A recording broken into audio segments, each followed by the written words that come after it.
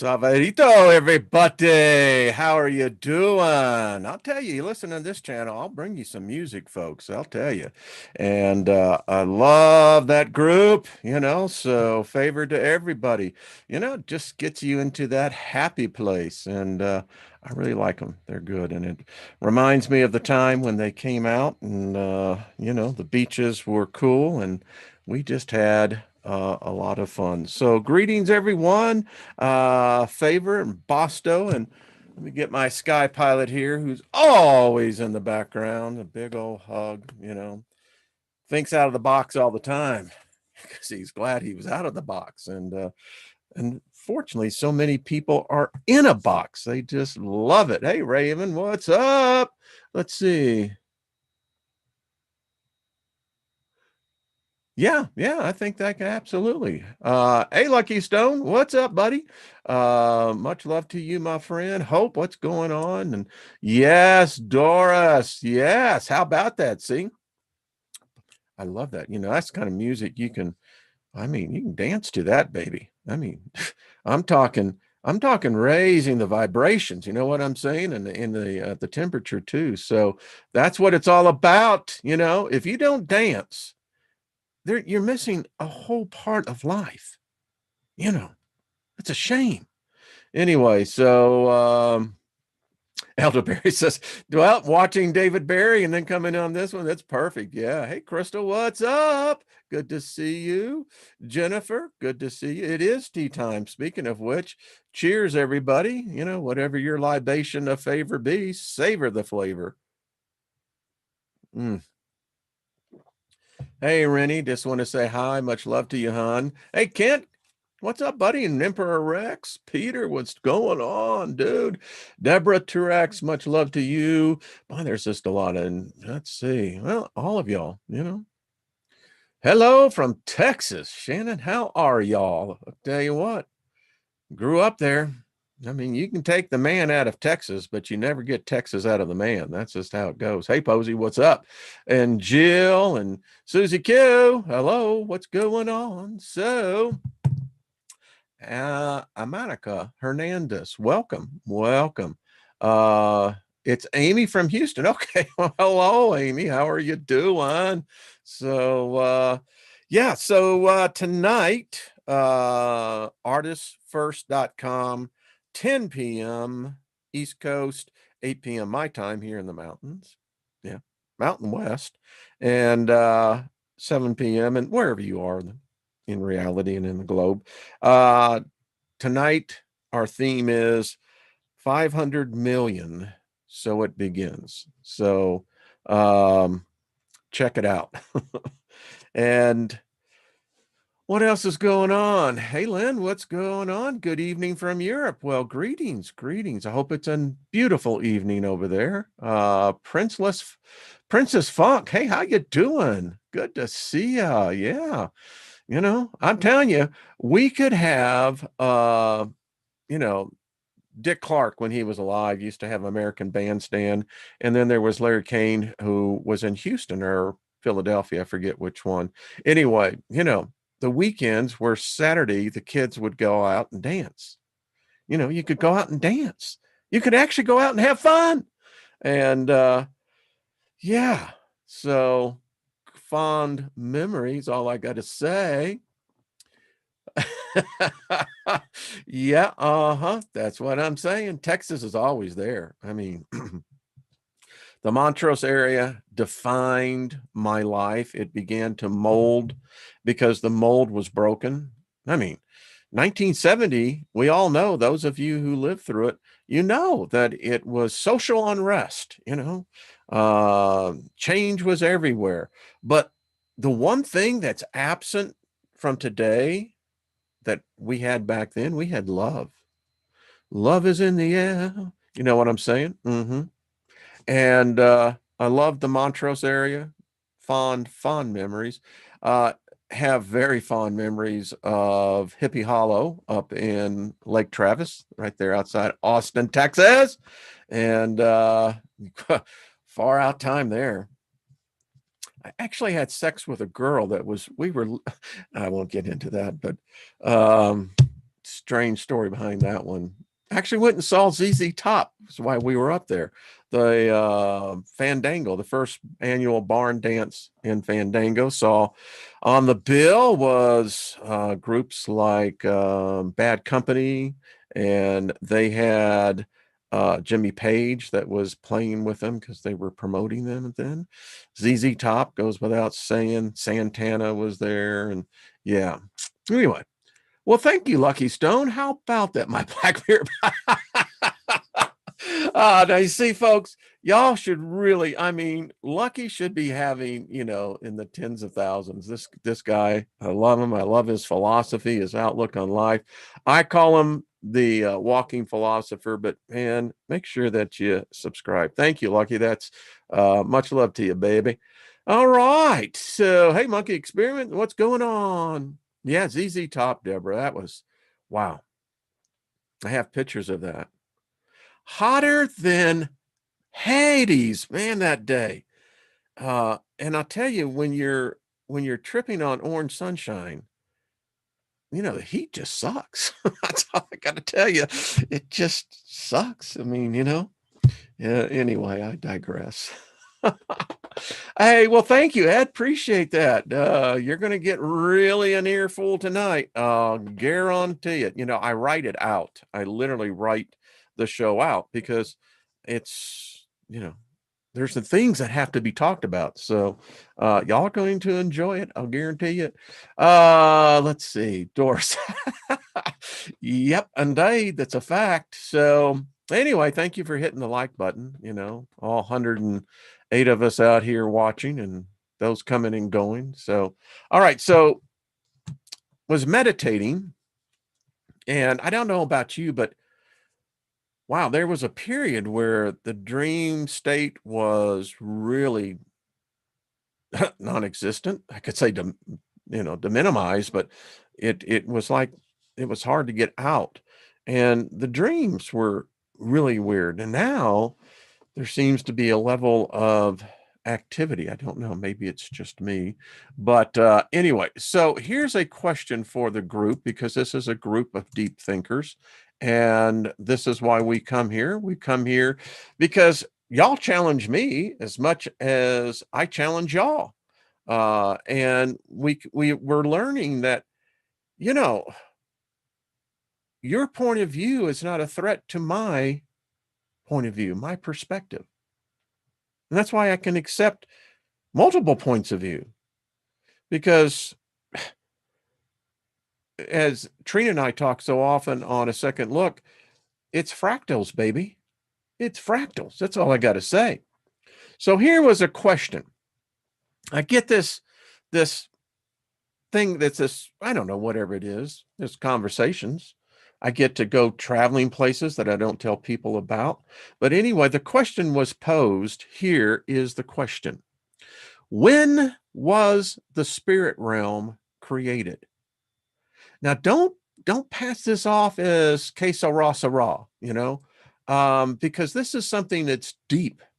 We read, and no matter what doctrine, dogma, ideology, physiology, et cetera, that you listen to or subscribe to, we always read about the physical beginning.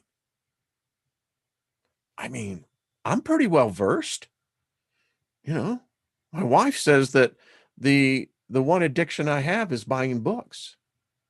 She says most women worry about husbands doing this and that. She says with you, it's buying books, you know.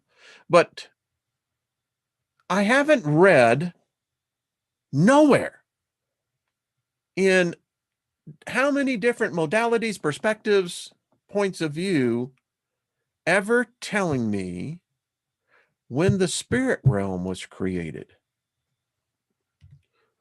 So was it before or after the physical realm? Because it's what we're talking about here. I mean, we're talking about the beginning of everything, right? So what happened here? Who came first? I don't think that this is a chicken and egg scenario. Maybe this is Schrodinger's cat. I'm not sure. Because if you think about this, how can you have, if you don't have the physical, are you saying that the spiritual was existing before the physical? That takes a whole part out of the equation that leaves a huge gap in, I think, the reality construct. I don't know, just my opinion. But I mean, folks, I'm washing the dishes, right? I love washing dishes. It's and I know that sounds a little odd, but it's a great meditation time. It really is. You can get in some very deep places. But anyway, I digress. You know, and it hit me. I've never read one book. I've never read one story. I've never read anything that described the beginning of the spirit realm. Nothing. Everything I've read is directly correlated to the physical. And that the physical, you know, after the physical experience, you then have what? The spiritual experience? Someone asked yesterday, and I really do appreciate they had a good question. So, where do we begin? Where did God come from? First, you have to determine what God is, but and if you go with the construct of first thought, you know, thought came in. Well, was that thought in the spirit realm? Or did the thought only exist in the physical? And if we think that we are multidimensional beings in multi planes of existence, where'd they start? Could one start prior to another that's in the direct link of the chain without basically the annihilation theory? Which brings up the other thought. If you have matter and antimatter, what does it matter? What matter is. So did the ethereal start before the physical? I don't know. Someone says, reminds me of the movie Prometheus. Yeah, that it was an interesting concept, that movie. Very interesting, wasn't it? And I think that it has some foundation in what we're going to be talking about. So, Janus Victor says, your body is your mind. In Joe versus the Volcano, Meg Ryan, who plays the character in there, says, you know, let your mind go and your body will follow. No. All right. So I am going to now challenge everybody here. Hey, Robert V, how you be? Both. All right. That, you know, if we say the simultaneous theorem, then Robert, then we have to discuss then your construct is alpha and omega. No beginning, no end is basically what's being said there. And what's the matter there? Exactly. Yeah, it's interesting. All right, so folks, I'm really going to challenge you in this next piece. This comes from a news website, and it's actually what they call pull video. At the White House, they do what they call pull editing, pull video. This means someone is taking the picture and then it's fed to all the other outlets. We got some strange shinola going on here. So I recorded this and I did, and you'll see it. You'll see it as I have it. Something's going on with this president. So this is poll video. This is Biden. And I'll let it play for you because we're about to take a trip to Wonderland. The first one who's meeting us is the caterpillar, and he's got a bowl for us all to smoke. In fact, if you got one, go ahead and light it up. If you don't, well, just hope that remember what it feels like, because after you see this, you're going to see we're all in Wonderland. Everyone, stop what you're doing in the chat room. Pay attention to this. Seriously. All right, here we go.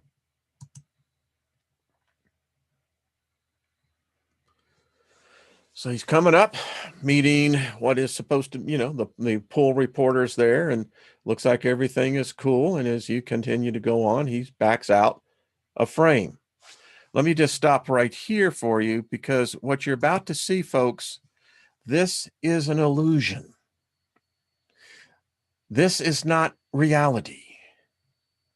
This is the matrix that we live in. It looks completely normal in the background, but what you're seeing here, ladies and gentlemen, is not a real person. No, this is all staged.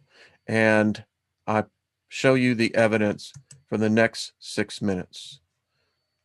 I slowed this down, and right here, I'm actually going through the frame by frame process, and without proper editing equipment, remember there is 30 frames per second on video. So he's walking up. Look at his left hand. Watch the left hand. Watch and learn.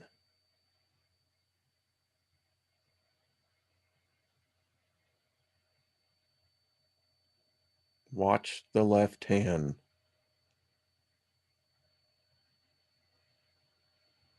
It's already happening. Watch the left hand. I'm going to slow it down.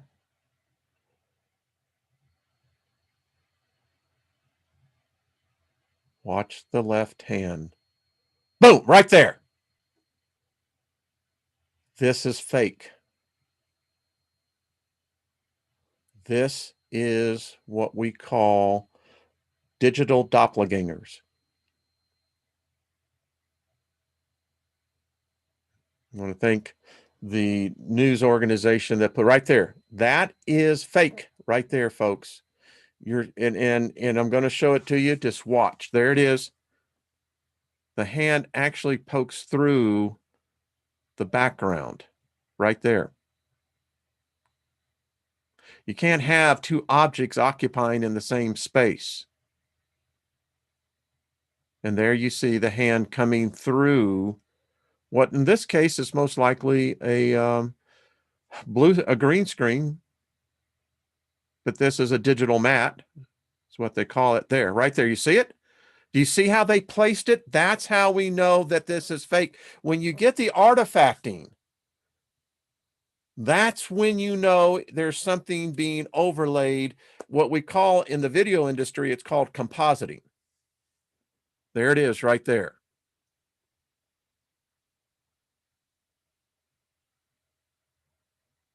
Watch, there it is. You see the artifacting taking place? And now goes back because it's moved away from the focal point of in this case, the perspective of the camera.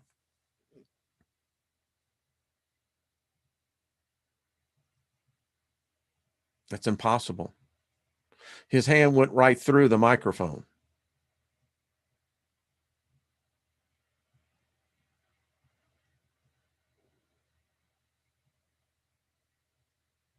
And if you notice the top of his head, there are artifacting going there that's cutting his freaking head off. But you're not supposed to pay attention to that. And then we have the experiment again. You see that? I played over for you over and over again so you can understand this is being done before the whole. There it is, right there. You see it? You see it?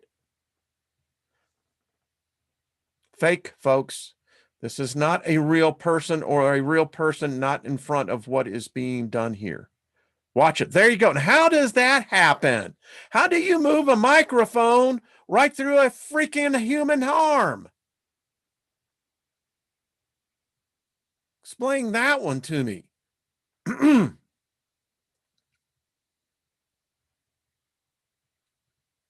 Folks, there's some weird stuff happening. Weird stuff. When you start having this type of programming going on, folks, it's very difficult to know what reality is, what is real, what is not. And if this is what they're doing for the president, I'm asking why. We caught you. You're caught. You're busted. Something's going on here. I'll stop it right there. But I'm just telling you, something is afoot.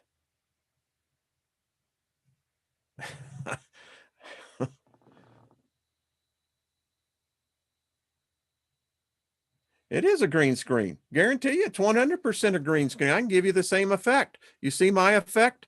Look at this. I can come in and there you go. I can produce the same artifacting right here. And this is a digital green screen.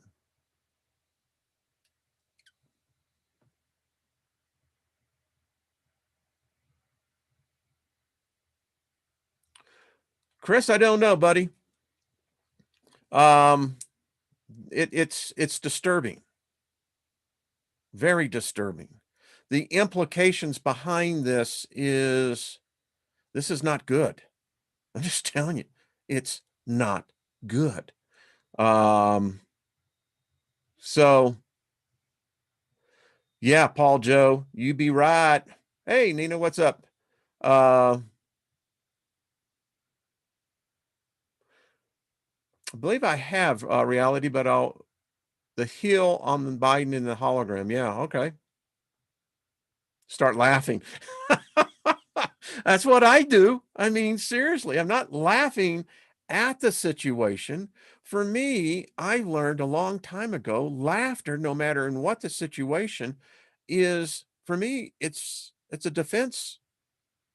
It's a way to change the energy, no matter what the energy may be. And I like it. It's just, it's just the way I am. Plus, as my wife said, there's always a song going on. You see how that worked? There it is. That's the effect we're talking about right there. Yep. And so, yep. Okay.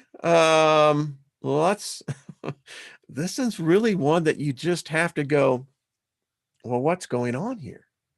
I mean, seriously. If they fake this, well, what else are they faking? Think outside the box, right? Think outside the box.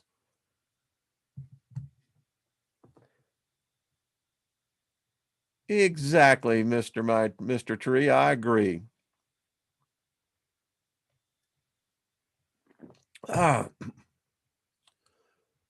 Well, Robert, what we can do, you can share it on the Milky Way channel. Everyone should share it. I mean, I'll share the video. It's a reminder that what my digital background is showing is a very real possibility. Come on, folks. If this is being pulled off, are you trying to tell me that because I'm reading a document talking about a time that man can't remember, that it's not very possible, more likely feasible? Yeah. Anyway. Yeah.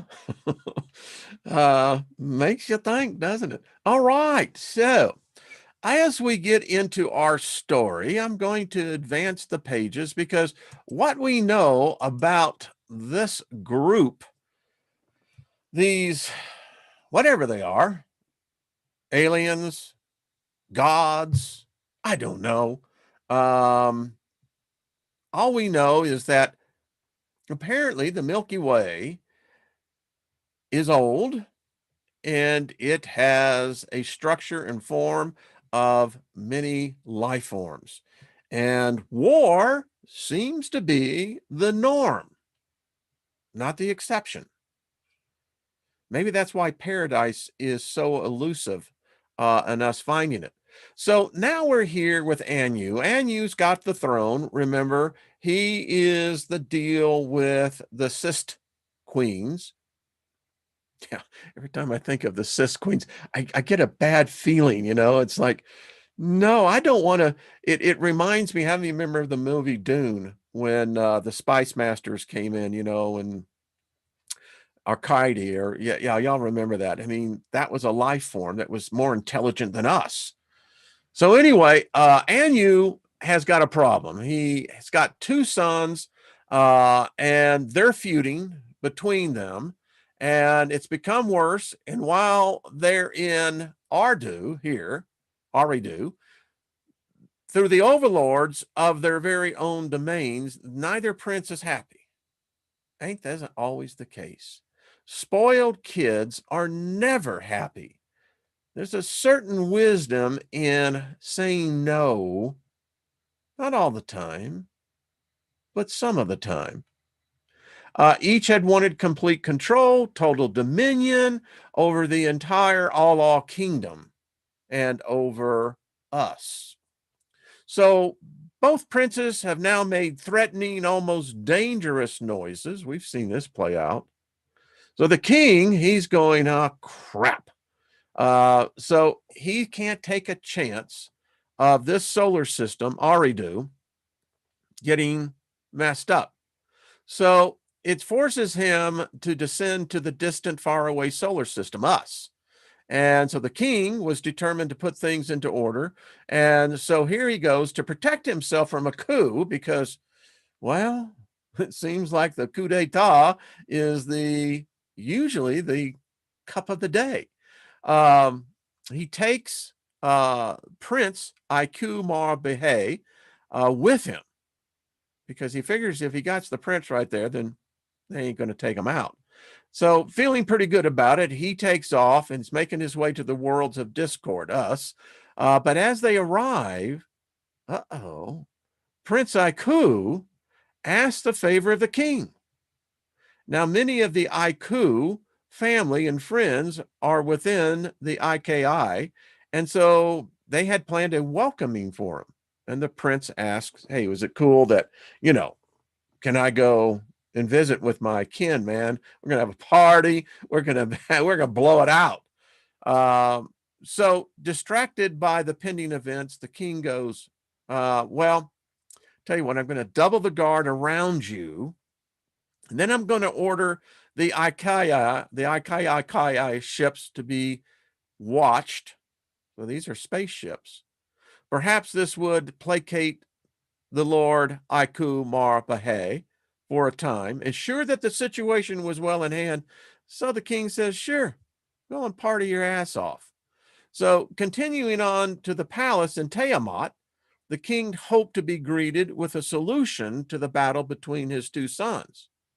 But the dispute over the dominion of Tiamat, throne world of the solar systems, could not be settled. So Prince Inyel made it clear to his father, if he was to stay in this distant, God-forsaken, primitive solar system, he wanted to reside in the palace as the king of Ardu. Prince Aeg argued that since he was older, he was more deserving, and he was a genesis scientist, a way of discipline that was perfect for kingship all over Aridu. So seeing no resolution of the dilemma, the king Anu agreed that the choosing of lots to decide the fate. Now you know where Las Vegas came from. If you just want to shuck the responsibility, tell you what, let's just give it to chance. Yeah, people, let me just say this. I find more people who do not understand the value of luck. Luck is a substance. Luck is a condition. Luck is a manifestation. Luck is a state of consciousness. It really is. Most people consider themselves not to be lucky, or maybe randomly luck will come and visit them. And then you have those who know that luck is a fickle mistress, but she can be, how should we say, contained to stay in your corner. Something to think about. So anyway, they're throwing the dice out, right? And so we're going to see how this works out. And so the Prince Ea would remain as the Injai and would continue to organize the development and recovery operations throughout the solar system.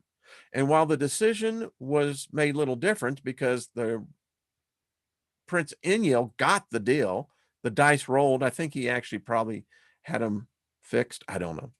And so this settled the arguing for just poquito. So King Anu boards his small ship, which would take him to his waiting flagship, the Royal R. Now, you can easily extract that this is the Ark. As Anu approached the converted planet-sized death ship, he could not have been more proud. The gleaming ship was truly a royal craft, but an unexpected surprise awaited the king. Dun, dun, dun, dun. Overwhelmingly, the guards assigned to watch him, the young Aiku Marbeille and his loyal IK warriors, had captured the Ark flagship, so Aikumar would have his revenge. As Anu moved closer, the trap was made ready. But a cry went out, a warning from a loyal Anu warrior. At the latest moment, Anu turned to flee. Aiku struck quickly, damaging the ship of the king. The forces of Anu, outnumbered and overwhelmed, struck back. So this is what the depiction of the battle. I could see this happening. This is in our solar system, by the way. This, and just to let you know what we're working up to, we're about to see how our solar system got its ass kicked. Wasn't always this way.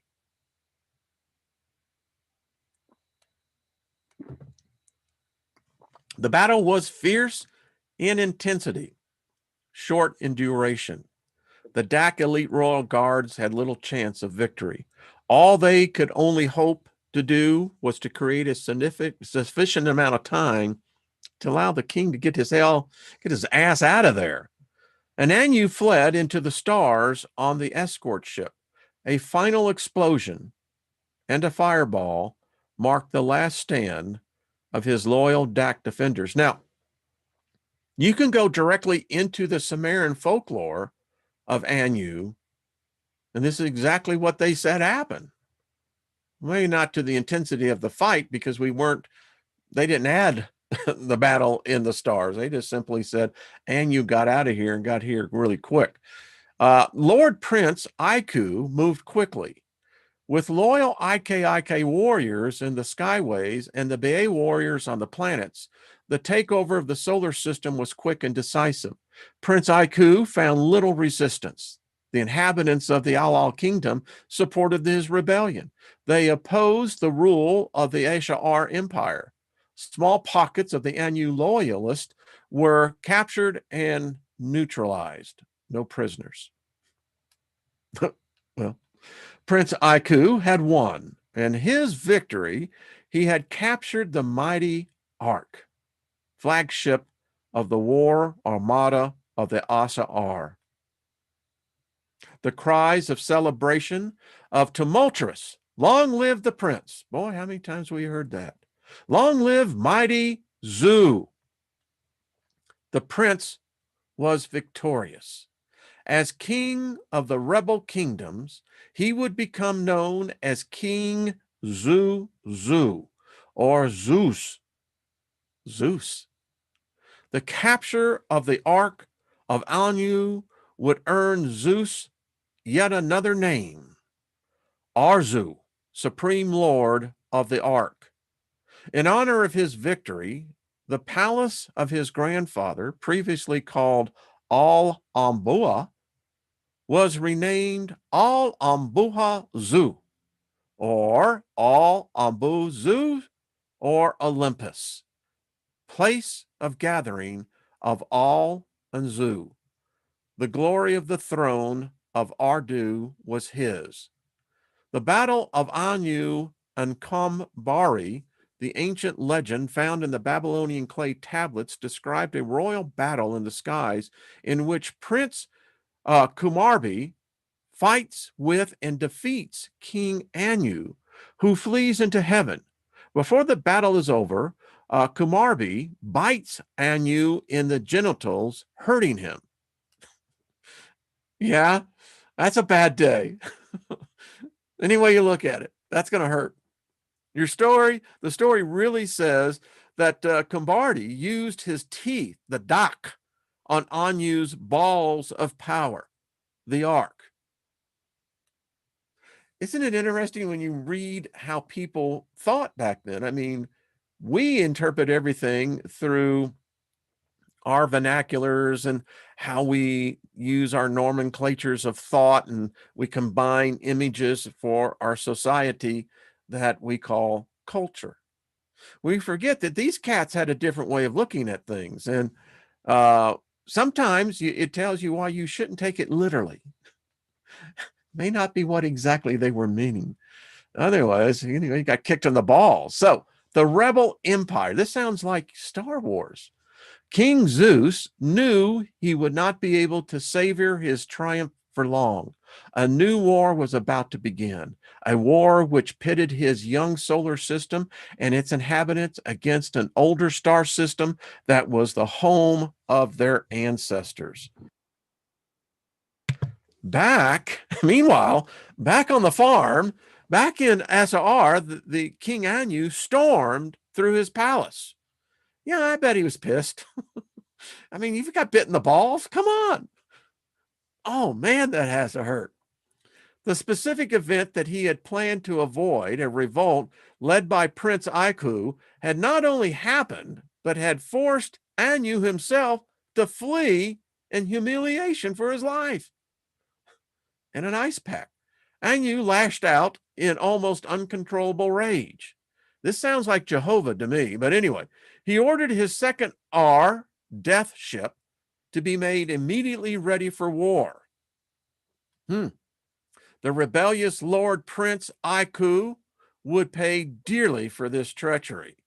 Battle forces of elite Baha'i warriors were loaded aboard the Ark. The finest Aiku star pilots were summoned, and the Ark was armed.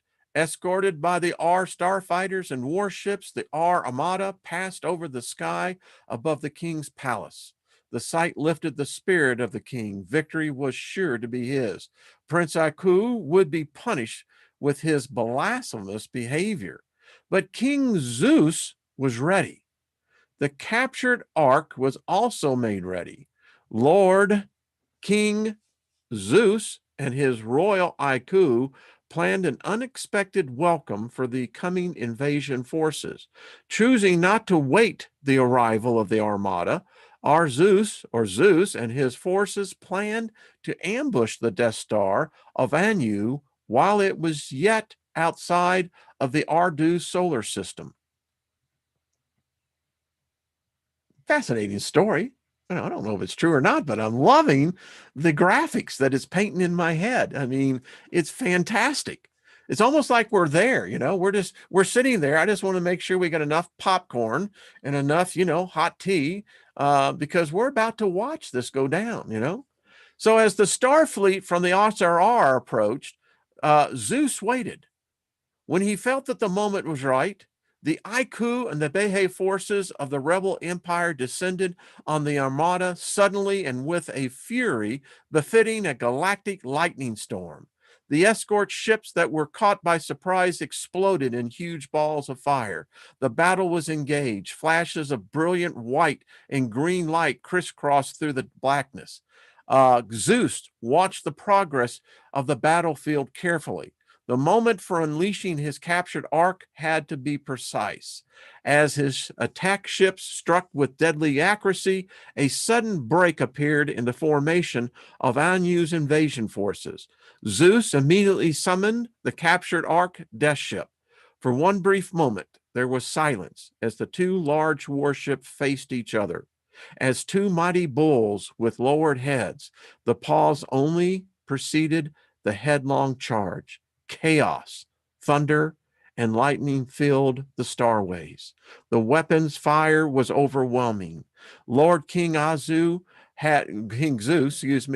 had to turn away from the blinding light and the deafening noise.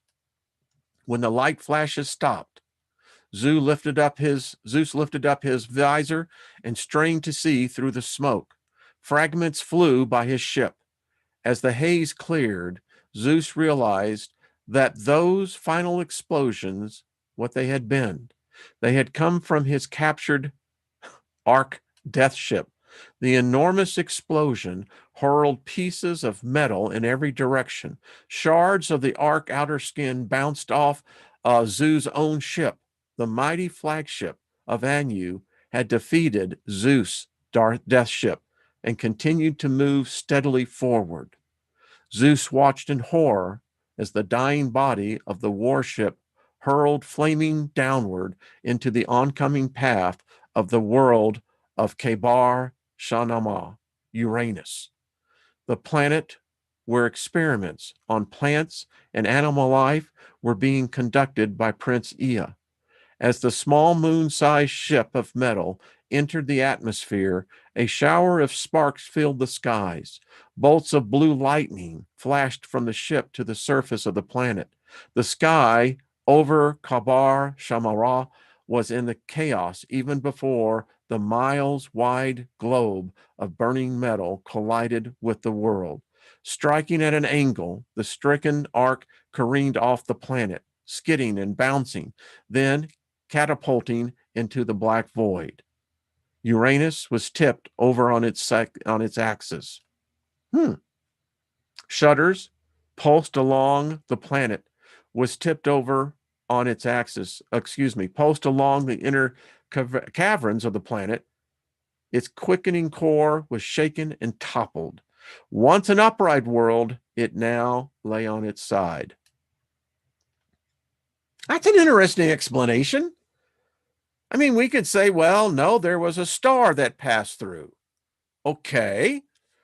Well, if you have an artificial moon ship the size of a small planet, a large moon, yeah, I'm sure it would play havoc on a planet's gravitational axis. No doubt about it. Both are going to generate a gravitational pull. So now we find out what happened with Zeus. So Lord Zeus watched helplessly as his valiant pilots fell into the dark void of the dying ark. I guess that's interstellar space. I don't know. They had struck a death blow to a good part of the invasion forces, but had given the ultimate sacrifice in doing so. Turning away from the sight, Zeus maneuvered his ship in an arc towards the still moving ark death ship of Anu. Imposing in its size, the ark was truly magnificent in its horror. As Zeus continued to watch, he noticed that the ark moved in an odd fashion. Its path was erratic. The realization suddenly struck Zeus. The destruction beams of his Ikai pilots had damaged the death ship. The outcome of the battle was still undecided. Zeus could still win the victory. With renewed sense of hope, he ordered his warships to descend on the ark death ship again, with Zeus himself in the lead. Using starfighters to occupy the escort forces, Zeus and his own starship went after the crippled ark. Wave after wave of starships attacked the damaged ship again and again as it continued to move into Zeus's solar system. With its own arsenal of powerful death rays, the warship fought its way past distant Neptune and now fallen and tilting the world of Uranus. But the constant fire barrage of Zeus's starships began to take its toll.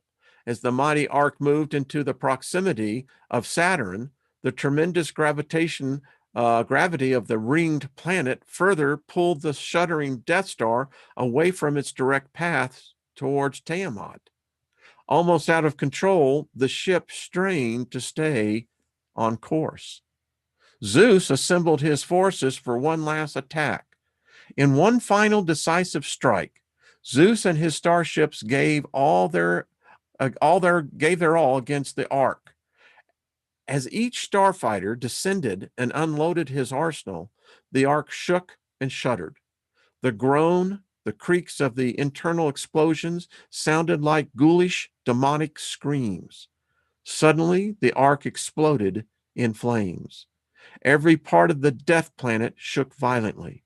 Smoke and flames erupted from every crevice of the ship.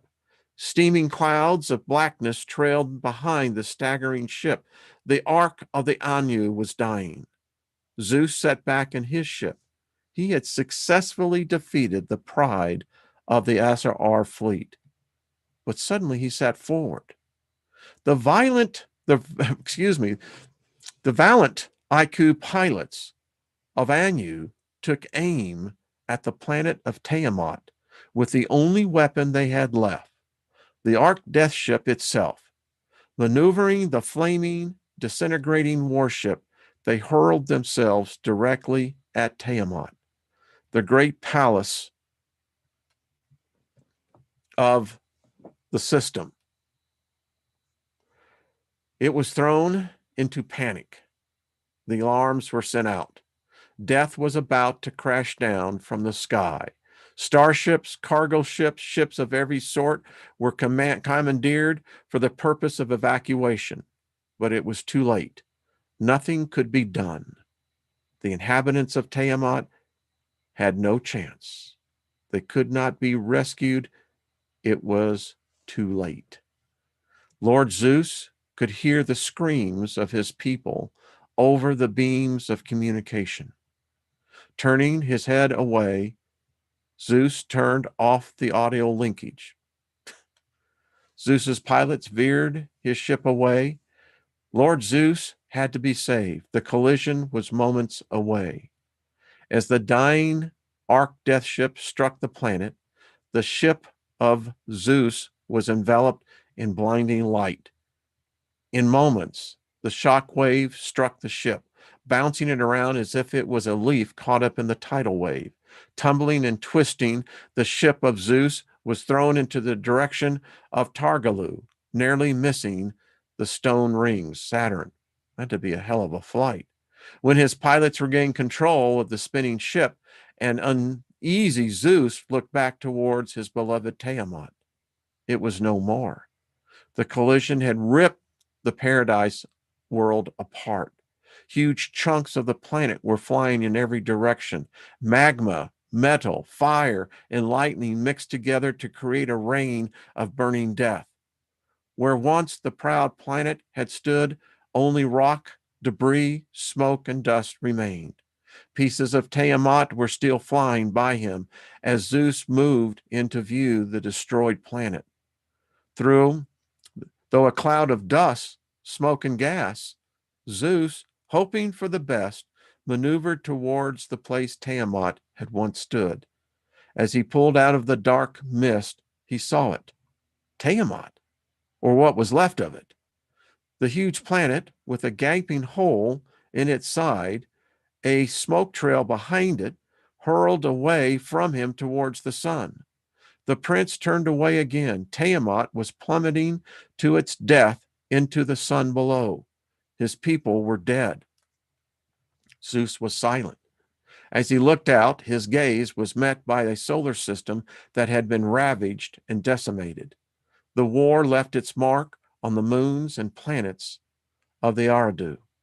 The lives of cities and solar system itself was seriously damaged and possibly irreparably so. Zeus looked at the tail of the rubble between the Dakamu, the red planet, and the giant world of Babaru. Tiamat was no more. Only the gravestones remained. Zeus and the Ikai who remained returned to Dakamu, the central fortress. Dakamu, a wondrous world itself, would become the new royal planet. And on Dakamu, Lord and King Zeus would begin again, rebuilding the glory of Tiamat and constructing a new golden era, independent of the SR. As Lord Zeus, now King Zeus, there you go, gets a promotion, rested in his palace on the mountaintop of Dakmu, an astonishing message was received. The largest fragment of Tiamat had slowed in its fall towards the sun. It would not disappear into the fiery abyss at all. It would come to rest on its own orbit just within the orbit of Dakmu. Lord King Zeus wasted no time. Summoning his own teams of Genesis scientists, he ordered them to rebuild the burned skeletal remains of Tiamat. Somehow, in some way, King Zeus would bring the glory of paradise world to life again. The success of the Genesis scientists lifted the king's spirits. He immediately ordered the construction of a large monument, a palace to commemorate the loyal fallen warriors of the Eridu. It would also be a monument to his father and his grandfather. In the hall of Alalu, Valhalla, on the world reconstructed, they would be honored, never to be forgotten. For a time, the destruction of the Ark and its war escort, along with the quick seizure of the ninth passageway and its outposts, held the great Anu at bay. The strength of Zeus and his brilliant war tactics had surprised the Asar king and his military forces. It would take time to reevaluate the plan for another attack. We'll end right there. I'll just tell you, the story goes on that, the queens, they don't like this. And those lizard people, I mean, that's what the queens are. Yeah, and we're going to find out what happened to Zeus. He bit the big one. Yeah. And it's really odd because what happened here on Earth? Apparently, humanoids, we were here. This Trina was not talking, listen, Pangea was big. Yeah. Big place, Lumiere. I mean, Earth has changed many times. But anyway. So, anyway. Yes, Flat, you can get this on audio. Yeah. But I don't think they have. That's what it is. It's robotic. Won't have the commentary, the fun part. That's why we're here. So I put this in context. So my exposure at a very early age was the Genesis story. Hey, we all went to Vacation Bible School, right? It's amazing how the mind control starts so freaking early, because once you buy it as a kid, man, that gets slapped right up to the foundation. I mean, it is part of the foundation. And to try to get that out of the damn foundation, when you find out that, well, it wasn't quite that way, it's a monumental task. It really is. And so for me, it was like, hey, that's how they said it was. This cat comes out of nowhere, makes this thing. And the problem is, when you read the story, it's only Earth. This story talks about the galaxy and galaxies beyond galaxies. A little different in the context of expanding the view. because I never bought the fact that if you go by the story in Genesis, which was really taken from the Gilgamesh, it sounds to me like they are terraforming this planet. It sounds to me everywhere, and you can go back. I did a whole video on it. If you really look at it, this is a blueprint. And we get the story that it's supposedly some person. Well, come to find out, it probably was a person. I mean, it was, maybe not humanoid. Maybe it was an insectoid. Maybe it was a mammaloid. I don't know. They existed. Half human, half animal, half human, half fish. All right. So now it's not a stretch for me to go, okay, I can reinterpret the story. This is a story about a group of species. They try to put them off as Elohim, but I suspect that they're most likely Enki, Inyel, Hermagazog, the sister. Yeah. Anu, who was their father. The story all goes hand in hand. And as you read the story, it takes apparently not as long as we think to actually terraform a planet. In many cases, apparently less than 1,000 years, you can literally recreate a planet. We probably won't get to it, but in the story, they actually have these atmosphere machines that they bring into planets, and they begin to convert the natural gas element in an atmosphere to a more suitable condition for life.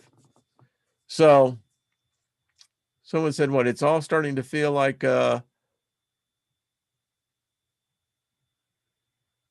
just reading some of this. Parasite. That's the problem when you drop in on these conversations. It seems like it's lively. So anyway, for whatever it's worth. So, we may move on. It's a really interesting story. And the story about Eusus, where we get the modern day character Jesus, whole different story. I read you the beginning of it, and yeah, I love the dude's take on it. We may focus in on that on Monday, just kind of because you can now begin to see how the pantheon of the eras past. Listen, when I was reading the battle, this reminded me of the Bhagavad Gita, the story that you read in the Hindu scriptures of Kali and the rest of it. I mean, this sounded very much like the battle they described. So I'm going, okay, so let's just add a different flavor to it, a different lens. I'm pretty well convinced that there was. I'm pretty well convinced that there's an armada out there right now. I don't think the war ever stopped, folks. I think we've been lulled into a certain sense of false security these last 3,000 or 4,000 years. But for them, 3,000 or 4,000 years is a couple of days. So here they come. They have probably been preparing to retake that which was taken away from them. It's just my take on it. I mean, I could be wrong. What is it the guy said? I never lie. I just change my mind a lot. So that's how you got to do it. There are no liars here. They're intelligent people because they change their minds. And listen, that's fine. So